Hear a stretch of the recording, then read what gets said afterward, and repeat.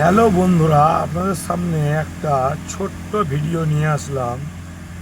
ভালো লাগলে অবশ্যই আপনারা কিন্তু কমেন্ট করে জানাবেন আমি ঠিক বলছি না ভুল বলছি। তো দেখতে পাচ্ছেন এই জায়গাটার পরিস্থিতি কীরকম।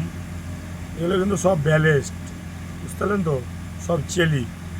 এর ওপর দিয়ে যদি গাড়ির টায়ার যায় তাহলে টায়ার খাম হবে না খাম হবে না বলেন তো আপনারা।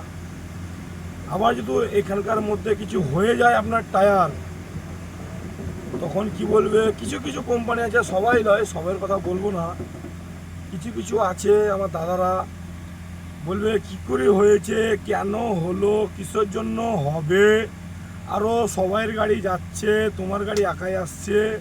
কিন্তু জায়গাটা দেখেন কি পরিস্থিতি। এখানে বলিল এগুলো পুরোটাই দেখেন, পুরো কিন্তু ব্যালেস্ট। আর এখন আছি আমি আপনার পাহাড়ে উদয় দত্তর পাম্পের সামনে। তো গাড়িগুলো যাচ্ছে দেখে কীরকম মনে হচ্ছে, একদম খ্যাট খ্যাট খ্যাট খ্যাট করে আওয়াজ দিচ্ছে, যেরকম মনে হচ্ছে যেমন কিছু শক্ত চোট মারে সেরকম মানে আওয়াজ দিচ্ছে।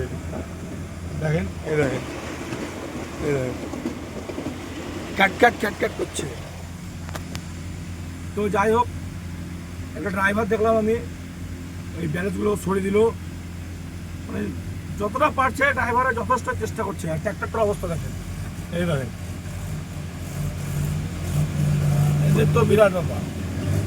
যতটা পারছে চেষ্টা করছে যেন ক্ষতি না হয় গাড়ি মালিকের, প্লাস আমাদের, গাড়ি মালিকের টাকা আর আমাদের কষ্ট, বুঝতে পারছেন।